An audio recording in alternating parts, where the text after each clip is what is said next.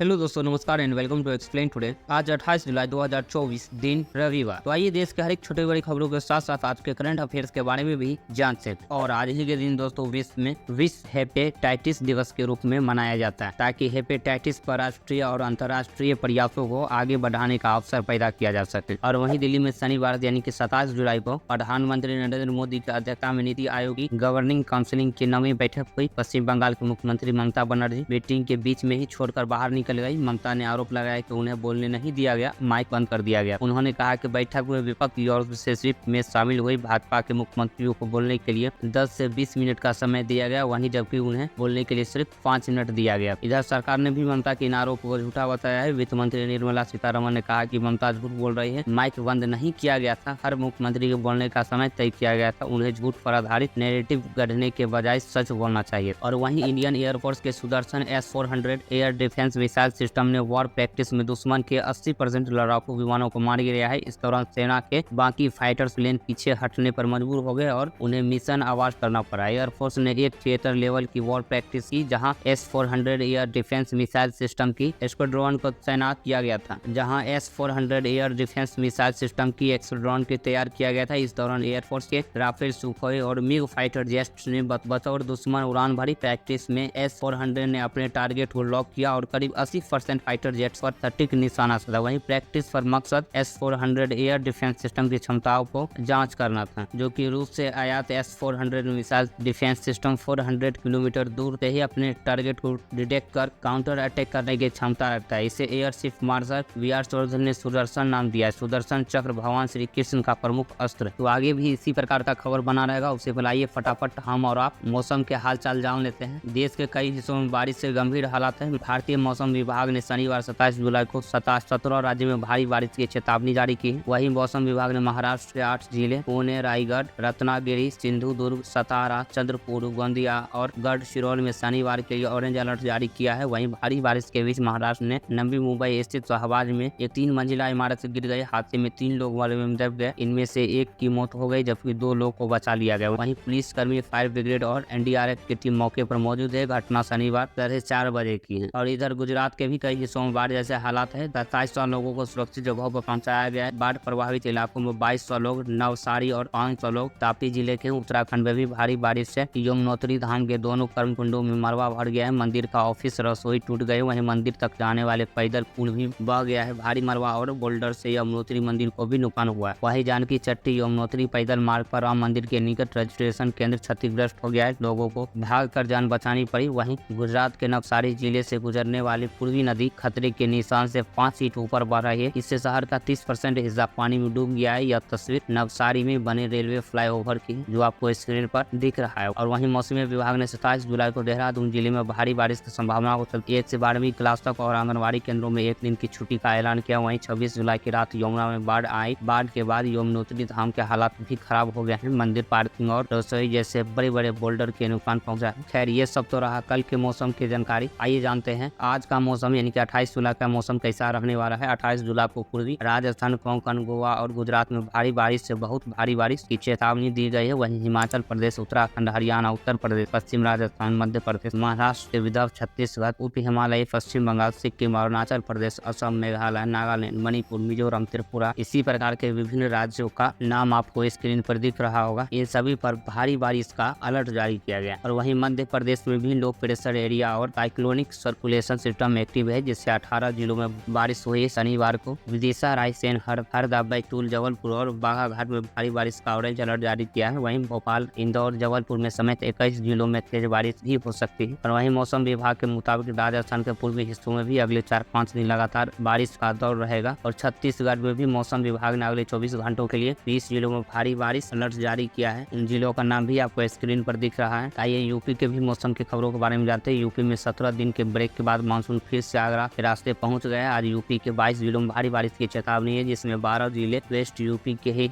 वहीं अगले 4 दिन यानी कि 30 जुलाई तक यूपी में भारी बारिश का येलो अलर्ट जारी किया गया। और बिहार में भी मानसून के कमजोर होने का असर दिखने लगा है। तापमान और नमी बढ़ने से लोग उष्मा भरी गर्मी से परेशान है। हालांकि मौसम विभाग ने आज प्रदेश के 11 जिलों में भी भारी बारिश को लेकर येलो अलर्ट जारी किया है। और पंजाब में भी बारिश न होने के कारण तापमान सामान्य है। ये लगभग 3.1 डिग्री से ज्यादा यानी कि 40 डिग्री के पार पहुंच गया है। जालंधर, कपूरथला, दरभंगा, मोएगा, ETC इसी प्रकार के विभिन्न शहरों का नाम आपको स्क्रीन पर दिख रहा होगा, जहां किसी तरह का कोई अलर्ट जारी नहीं किया गया। लेकिन हिमाचल प्रदेश से सटे इलाकों में बारिश की संभावना 25 से 50% तक बनी हुई। और वहीं एक बेंगलुरु से अजीबोगरीब घटना सामने निकल कर आ रहा है। बेंगलुरु में एक 24 साल की लड़की की PG में हत्या कर दी गई। घटना 23 जुलाई की ही इसका CCTV फुटेज भी सामने आया है। इसमें देखा जा सकता है कि आरोपी रात 11 बजे लड़की के PG पहुंचा और दरवाजा खटखटा कर उसे बाहर निकाला। उसके बाद गैलरी में चाकू से वार किया। आरोपी लड़की को 2 मिनट के अंदर 20 बार चाकू से गोदा गया, फिर गला रेत और फरार हो गया। इसके मारने की वजह यह बताया जा रहा है कि दरअसल यह लड़की लड़का के गर्लफ्रेंड की दोस्त है और इस लड़की को लड़का इसलिए मारा है क्योंकि इसकी गर्लफ्रेंड इनसे बात नहीं कर रही। ये सब चक्कर कितना खराब है दोस्तों, देख रहे हैं ना। आप लोगों को हम ऐसा खबर इसलिए बताते हैं ताकि आप लोग भी सतर्क रह सकें। और वहीं राजस्थान, असम और अरुणाचल प्रदेश में भी अग्निवीरों का आरक्षण अब तक 10 राज्यों ने रिजर्वेशन देने की घोषणा की है। और वहीं दोस्तों अगली बड़ी अपडेट, जम्मू कश्मीर के कुपवाड़ा में शनिवार सुबह एक एनकाउंटर के राइफल में मोहित राठौर शहीद हो गए हैं, जबकि मेजर समेत 4 जवान भी घायल हुए। मुठभेड़ में माचिल सेक्टर के पास जंगल एरिया में हुई। इसमें एक पाकिस्तानी आतंकी के मारे जाने की खबर। न्यूज एजेंसी CNN ने रक्षा विभाग के सूत्रों के हवाले से बताया है कि पाकिस्तानी बॉर्डर एक्शन टीम आतंकियों की घुसपैठ करा रहा था। BAT के साथ SSG कमांडो और पाकिस्तानी सेना के सैनिक आतंकवादी संगठनों के साथ आतंकियों को कश्मीर भेज रहे। और वहीं राहुल गांधी को केंद्र सरकार ने नया बंगला अलर्ट किया है। दिल्ली के सुनहरी बाग रोड स्थित बंगला नंबर 5 राहुल का नया आशियाना हो सकता है। 26 जुलाई को राहुल यह बंगला देखने पहुंचे थे। प्रियंका गांधी भी राहुल का यह घर देख चुकी है। लोकसभा विपक्ष नेता होने के नाते राहुल को कैबिनेट मंत्री का दर्जा प्राप्त है, इसलिए उन्हें केंद्र सरकार ने टाइप 8 बंगला ऑफर किया है। इस बंगले में 5 bedroom, 1 hall, 1 dining room, study room, 1 servant quarter. सूत्रों के मुताबिक राहुल को 3 से 4 बंगलों का ऑप्शन दिए गए। और वहीं जम्मू कश्मीर के सांस्कृतिक और राजनीति पर छपे एक PhD प्रपोजल में अमेरिकी फिलोसोफर नोम चोम्स्की का PM मोदी की आलोचना वाला बयान शामिल किया गया था। मामले में स्कॉलर को कारण बताओ नोटिस देते हुए सुपरवाइजर पर डिस्प्लिनरी जांच शुरू की गई है। इसी मामले में सुपरवाइजर और SEO के समाज शास्त्र विभाग के फाउंडर प्रोसेस शशंक परेरा ने इस्तीफा दे दिया है। इससे पहले स्कॉलर ने भावनाओं को ठेस पहुंचाने के लिए यूनिवर्सिटी से भी माफी मांगी। और वहीं पुणे के पोर्स केस में पुलिस ने करीब 2 महीने बाद 900 पन्नों के चार्जशीट दाखिल की है। सेशन कोर्ट में गुरुवार को दाखिल किए गए 900 पेज की चार्जशीट में 17 साल के नाबालिग आरोपी का नाम शामिल नहीं किया गया है। नाबालिग का मामला जुवेनाइल जस्टिस बोर्ड के सामने। वहीं 7 आरोपियों के खिलाफ आपराधिक षड्यंत्र रचने और साक्ष्य मिटाने से संबंधित धाराओं के तहत आरोपी बनाया गया है। इनमें नाबालिग के माता पिता, ससुर, जनरल अस्पताल के 2 डॉक्टर और 1 कर्मचारी, 2 बिचौलिया भी शामिल। और वहीं नीट पेपर लीक केस की जांच कर रही CBI की टीम ने शुक्रवार को धनबाद से एक और गिरफ्तारी की है। गिरफ्तार होने वाले शख्स का नाम पवन है। वह पेशे से कार ड्राइवर है। CBI ने पवन को धनबाद की कंबाइनिंग बिल्डिंग के पास से गिरफ्तार किया है। पवन से पूछताछ के बाद CBI ने सहित गुरुदास चटर्जी फुटबॉल मैदान के पास घटवान तालाब पर पहुंची। गोताखोरों की मदद से CBI ने यहां से एक प्लास्टिक की बोरी से 1 दर्जन टूटे हुए मोबाइल, 2 इंसुलेटर और गले हुए कई डॉक्यूमेंट भी बरामद किए। और वहीं जिन मसालों को आप खाते हैं उससे आपकी सेहत बिगड़ रही है, क्योंकि गोल्डी, अशोक, भोला सब्जी मसाले समेत 16 कंपनियों के सैंपल जांच में फेल पाए गए हैं। यूपी खाद्य सुरक्षा एवं औषधि प्रशासन का कहना है कि कंपनियों के कई प्रोडक्ट खाने योग्य नहीं है। दरअसल FSDA के अफसरों ने इसी साल मई में कानपुर में मसालों के कंपनियों पर छापा मारा था। 16 कंपनियों के अलग अलग मसालों के प्रोडक्ट सैंपल लेकर जांच के लिए आगरा भेजे थे। इनमें से 23 की रिपोर्ट सामने आई है। इसमें पेस्टिसाइड और कीटनाशक की मात्रा काफी अधिक पाई गई है। कीड़े भी मिले। इसके बाद FSDA ने मसालों के इन प्रोडक्ट्स की बिक्री पर रोक लगा दी। गोल्डी मसाले के ब्रांड एम्बेसडर अभिनेता सलमान खान। और वहीं ब्रिटेन के विक्टोरिया और अल्बर्ट म्यूजियम से बुधवार को छतरपुर से शिवाजी का बाघनक हथियार मुंबई से लाए गए। महाराष्ट्र के सांस्कृतिक मंत्री सुधीर मुनगंटीवार ने इसकी पुष्टि की। उन्होंने कहा कि बाघनक को 19 जुलाई से सतारा के छत्रपति शिवाजी म्यूजियम में 7 महीने तक प्रदर्शनी में रखा जाएगा। मुनगंटीवार ने पिछले हफ्ते विधानसभा में कहा था कि बाघनक का प्रयोग छत्रपति शिवाजी महाराज द्वारा किया जाता था। उनकी टिप्पणी के इतिहासकार के दावे पर थी, जिसमें कहा गया कि छत्रपति शिवाजी ने सन 1959 में बाजीपुर के सेनापति अफजल खान को बाघनक से ही मारा था। ये पहले से ही सतारा में था। बाघनक के बारे में यह भी मशहूर है कि यह छत्रपति शिवाजी महाराज का था। 1959 की लड़ाई के दौरान शिवाजी महाराज इसे अपने हाथों में छुपाए हुए थे। इसी से उन्होंने अफजल खान के आंतें फाड़ निकाले थे। और वहीं दोस्तों हिमाचल में शिमला के मशहूर रिज मैदान का एक वीडियो सामने आया है, जिसमें कुछ लड़की और लड़की आपस में झगड़ रहे हैं। लड़का 2 लड़कियों के बाल पकड़ के खींचता है, वहीं लड़की भी खुद को लड़के से बचाने की कोशिश करती है। सब एक दूसरे पर लात घूंसे बरसाते हैं। लड़ाई के बीच अचानक एक लड़की रील बनाते हुए आई और कहा, ये देखो शिमला का माल और हरियाणा वाले तो यहाँ भी स्वाद ले रहे हैं। और वहीं दोस्तों अगली बड़ी अपडेट, यूपी में कांवड़ रोड पर एंटी टेररिस्ट स्क्वाड तैनात की गई है। लखनऊ से ATS कमांडो बख्तरबंद गाड़ियों से शनिवार दोपहर मुजफ्फरनगर पहुंचे। उन्होंने कांवड़ रोड पर सिक्योरिटी व्यवस्था को जांच रखा। स्थानीय खुफिया विभाग भी ड्रोन कैमरे से कांवड़ रोड की निगरानी कर रही है।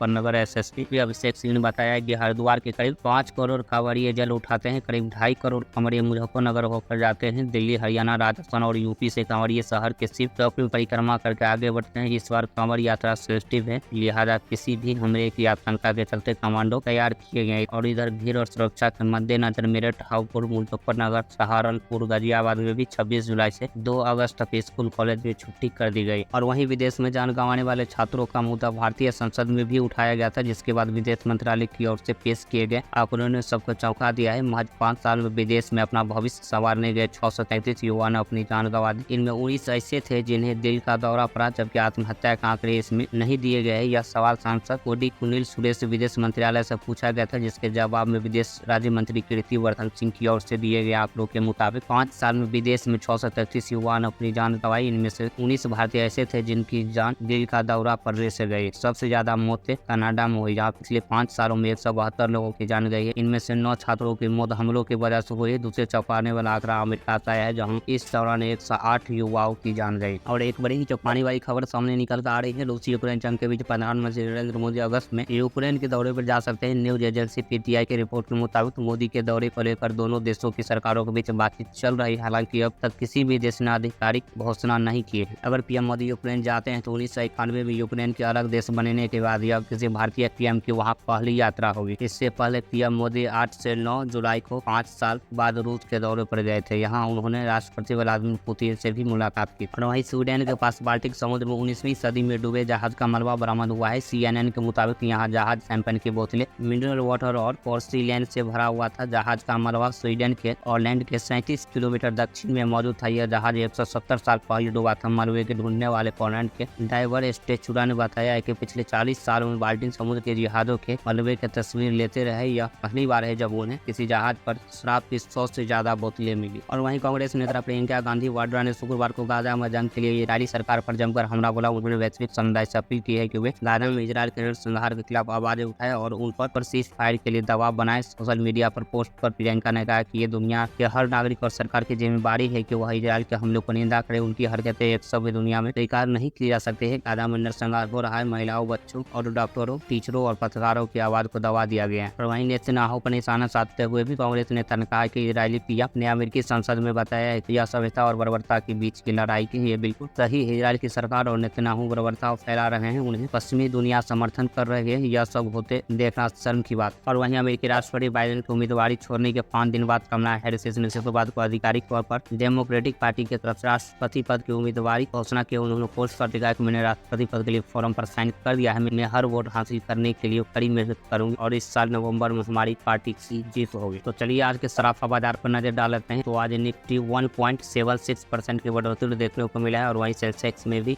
1.62% की बढ़ोतरी देखने को मिला है। और वहीं देश के दूसरे सबसे बड़े बैंक ICICI का अप्रैल तिमाही में स्टैंड अलोन नेट प्रॉफिट यानी कि शुद्ध मुनाफा सालाना आधार पर 14.62% बढ़कर 11,059.11 करोड़ रहा है। पिछले साल की समान तिमाही में ये 9,648.20 करोड़ रहा। और वहीं अगस्त में 13 दिन बंद रहेगा बैंक। 4 रविवार और 2 शनिवार के अलावा अलग अलग जगहों पर 7 दिन का कामकाज नहीं होगा। किस दिन बैंक बंद रहेगा वो आपको स्क्रीन पर सारी डिटेल्स दिख रहा हो। और वहीं केंद्र सरकार ने इलेक्ट्रिक मोबिलिटी प्रमोशन स्कीम को 30 सितंबर तक के लिए बढ़ा दिया है। इसके साथ ही सरकार ने सब्सिडी को 500 करोड़ रुपए से बढ़ाकर 778 करोड़ रुपए तक कर दिया है। हैवी इंडस्ट्री मिनिस्ट्री ने देश में इलेक्ट्रिक गाड़ियों की बिक्री को बढ़ावा देने के लिए 23 मार्च को इस स्कीम को लॉन्च किया था। वहीं आप सभी कंप्यूटरों के लिए करंट अफेयर्स का क्वेश्चन, यूनेस्को के विश्व विरासत सूची में ऐतिहासिक मोइदंस को शामिल किया गया है। यह किस राज्य में स्थित है? बिहार, असम, मेघालय या गुजरात? वहीं सेकंड करंट अफेयर्स का क्वेश्चन, सरकार ने 31 मार्च 2027 तक देश भर में कितने प्रधानमंत्री भारतीय जन औषधिकरण केंद्र खोलने का लक्ष्य रखा है? 15,000, 20,000, 25,000 या फिर 30,000? वहीं थर्ड करंट अफेयर्स का क्वेश्चन आप सभी के लिए, भारत के पहली एकीकृत कृषि निर्यात सुविधा किस बंदरगाह पर स्थित की जाएगी? पारादीप बंदरगाह,